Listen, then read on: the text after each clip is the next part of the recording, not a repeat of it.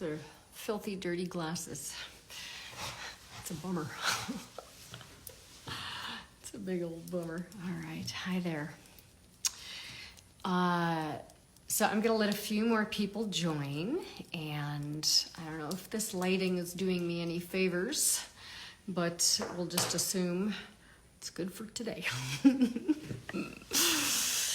Today I'm going to cover, I want to talk more about the root chakra and the root function and how we walk the planet with root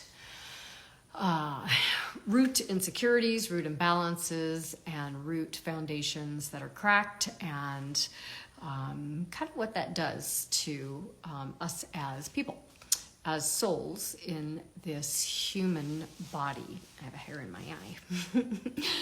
So if you find this helpful, I'm going to ask that you like this video. Feel free to share it with anyone, or tag them in the comments below, and we'll go from there.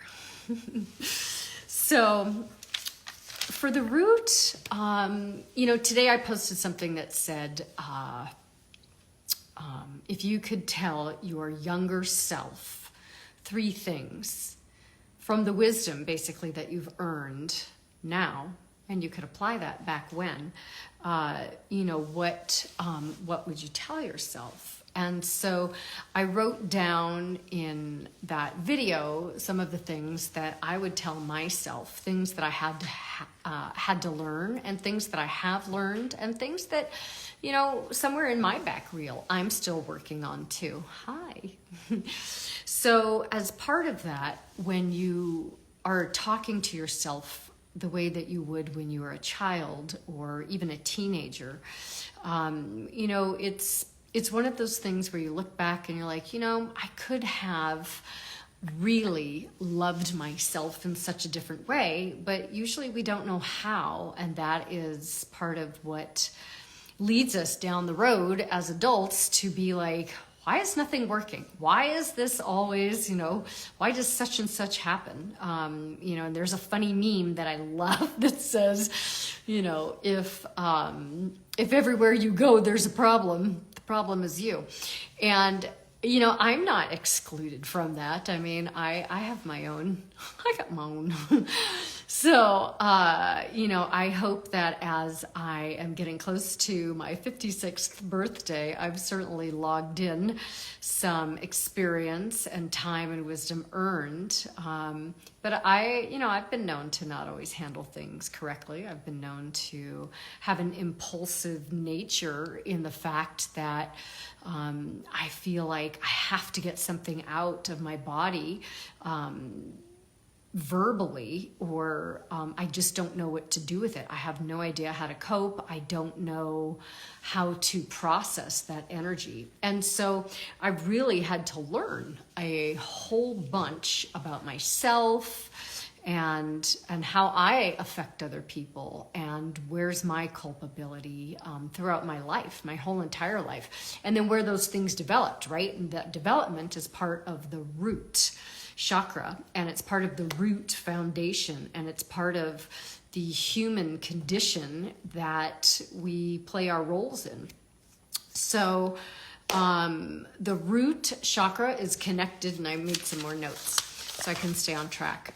The root is connected to the mother archetype, which is interesting, because the mother is the nurturer or no nourishment. And so depending upon your upbringing or what happens in that back reel for your head, for your mind, that self-talk, are you being nourishing to yourself? Are you nourishing other people? Do you nurture some but not others? And then if you withhold from nurturing other people, is that because your upbringing or places where you were stunted along the root timeline, the root building blocks and foundation, was that interrupted? Was that impeded? Did your solar plexus get in and hijack hijacked those pieces of you, and you weren't even aware. So you didn't even know that you could correct the root, or that you could strengthen it, or build new building blocks, or, some people just don't know how. And I get that all the way. So that is the archetype of the root. It's the mother. Let's put on my red glasses, which are dirty, and will not seem to get this hair that's stuck in my eyelashes. But I like my eyelashes because I just put them on. So let's see here. So part of the root is, as we know, it's not feeling safe. It is questioning our own ability to feel safe in a circumstance that has red flags or triggers. And it's not always true that you are unsafe in those moments, but it hits you in a memory, in a cellular sense, where you are activated into this section of fear, into this section of instability, right? So then you begin to protect, you begin to, some people withdraw, right, altogether, because you're like, oh, I have to assess the dangers. I have to assess the situation. That's me. I'm an assessor, which maybe sometimes I'm just an ass and it's just the first part. But, it's gaining perspective in a situation where you feel like your inner foundation has been cracked open, and crumbling. So with that said, we can look at it, since the root carries all lineage with it, right? You're looking at your time in the womb. You're looking at your mother's time in the womb with her mother. You're looking at that going back, womb space, and all that carries that you bring forward. So as an example, if your grandparents, if your grandmother was fear-based, your mother may have had some fear base. If your grandmother was seeking and searching for freedom, and your mother, and it was your biological mother, then that relationship may be something that you log in as lineage that gets carried forward. And maybe you carry forward this feeling and this hankering for freedom, or you have a fear that you'll never get freedom. And maybe that's carried down. And maybe as that's carried down through the root, you are then more open without even understanding or knowing that that's already been primed for you in this present time. And you're not even understanding that lineage is being carried forward. And so maybe situations that arise in your life are ones that are subconsciously creating that lineage to be carried forward. So when somebody says you are healing your lineage, you are healing that all the way back. You are healing that into your ancestors. You are healing that into your grandmothers, your great-grandmothers, your great-great-grandmothers, your great-great-great-great-great-great-grandmothers, right? It goes way, way back, and that's all part of the root. So hopefully with each generation, with each root generation, that there is a stronger foundation that's built. There is more healing that lets our ancestors be free, which in turn frees us equally as much, and then frees our children or those that are in our lives that are along that line. It can free our partners. It can free our parents. It can free, once again, our kids. It can free friends, because you carry this knowledge and that energy forward. And most people do share it. And that's what's so amazing, right? People are so excited to share their journey. And that is part of how we heal. So when Ram Dass said we are all just walking each other home, I find that extremely true. Okay, let's see. So J Mato 999 Julie says that makes so much sense when you think about the connection, yes, by the umbilical cord and how we are born through that root with that connection intact. Absolutely. Like that's where we got all of our nutrients, right? That's where we got our mother's nervous system. That's where we took her nourishment. That is where, everything that occurred while our mothers, grandmothers, mothers were pregnant, through that umbilical cord, everything was being delivered, let alone in the body for the physical, for that nervous system, right? Everything is transferable. And they've actually done studies where they show that, DNA, like your memories, maybe they're not your memories. Maybe those are the memories of your ancestors, your mother, your mother's mother, etc. Again. So I find all of that so fascinating. Julie, I'm so glad you said that. It's just amazing to me, right? And then when you also look at the healing properties of the umbilical cord, the placenta, all of these nourishment possibilities that come from the mother, right? Giving the nourishment from the mother to the root, right? To help you build a healthy foundation. Whether it's breastfeeding, it's still building a healthy foundation. So, where we downloaded all the ancestral information. Yes, right. That's where you download. That's one, yes, absolutely. That is a way that you download all that ancestral information. I love that. So, so with that said, we go into these phases where we are literally telling ourselves about our birthright, that we have a right to joy. We have a right to rid ourselves of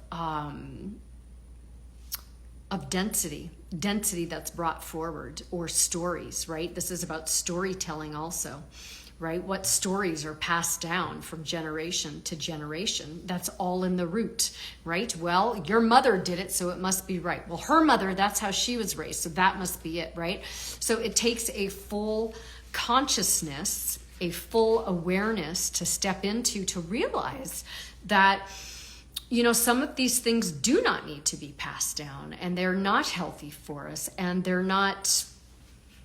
don't need to apply. It's not our story, right? Your story will be different than your mother's story and your mother's story, etc.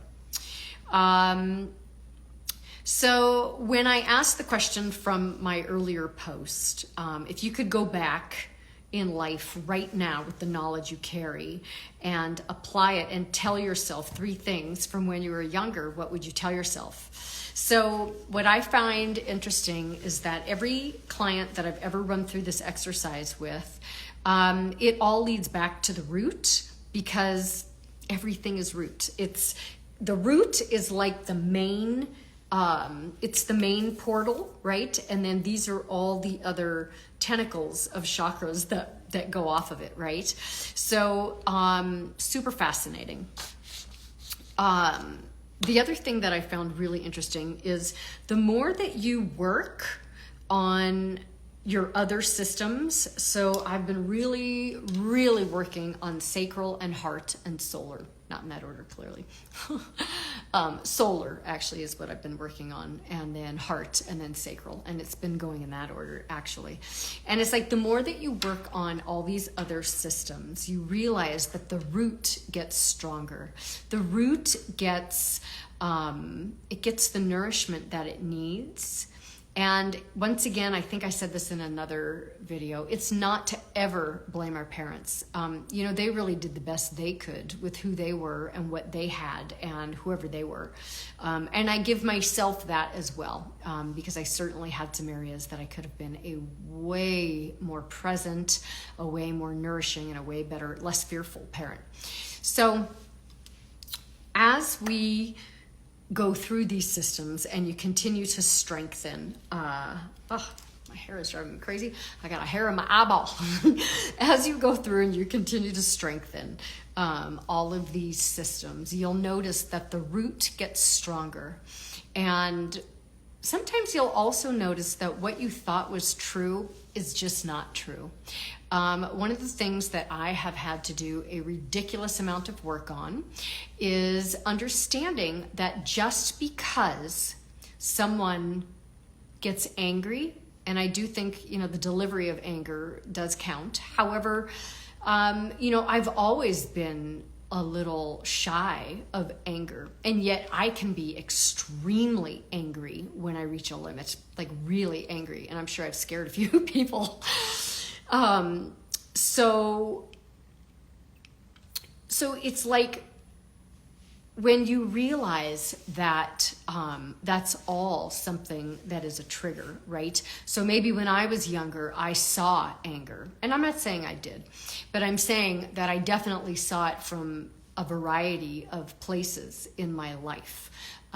Definitely in my teens, in my school years, it was all about survival. It was all about being able to fight. It was all about sticking up for yourself. It was all about fitting in, even though I was like, fuck that, right? But yet, that's still what I wanted at the very core, at the root. When I was younger, I think by the time I got to high school, I was like, well, I don't think I really do fit in anywhere. So I'm just going to like everybody because I don't like this niche, everybody's got their niche. It's like, well, I kind of like a little bit of everybody from all the groups, I like the stoners on Stonehill. I like the cheerleaders. I like, some sports. I like spiritual. I like the academics. I was impressed by the people who were so quick with math. You just realize more about yourself the deeper that you go into all of this work, and who you are and who you were and where you're going and what your vision is. So I think to wrap this up, let's go here. I will say this. The root has two roles that go with it. Like I said, the mother is one, that's the archetype, and the shadow of the mother is actually the victim in this case. It's where you lack energy, you lack empowerment, you lack your life force. And I find that really interesting because once again, I feel that root and solar, basically roots in all of them, right? Root and sacral, root and solar, root and heart, root and throat, root and your third eye, root and crown, root and the wellspring of dreams, right? Root and your intuition, root and everyone, out 16, 22 chakras, whatever are in there. They all are affected by the root. So when you learn to love the root, to love even pieces of the story that were difficult, and you thank them, and then you move forward, you can look at yourself in a different way with love. That maybe you were on survival mode. I was on survival mode. My nervous system was all jacked up, and it's healed somewhat, but I still have my moments over certain things without a shadow of a doubt. So I think that the more that you tune in to your root and all the other aspects, you'll realize that everything is doable. Everything is reprogrammable. Everything is reframable. It doesn't take away our experiences. I definitely have some experiences logged in from early until probably, into my 40s, 50s, and I'm about ready to turn 56, that have jarred my nervous system. And I'm really only learning how to heal those, or how to come up with different methods for registering that information. So if you get this and you hear this and you feel this and you resonate with this, give it a like, give it a share, or just, you know, take it to heart, because it's a work in progress always, right? Aren't we all? Anyway, I'm gonna fly. I'm gonna run to the market real quick. And speaking real quick of market, you know, you can eat red foods to support the root.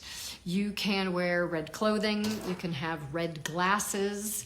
You can buy red flowers. You can't see that, but I was just pointing to the flowers that I bought myself. You can do breath work. You can drum. Drumming, by the way, is phenomenal for grounding and rooting.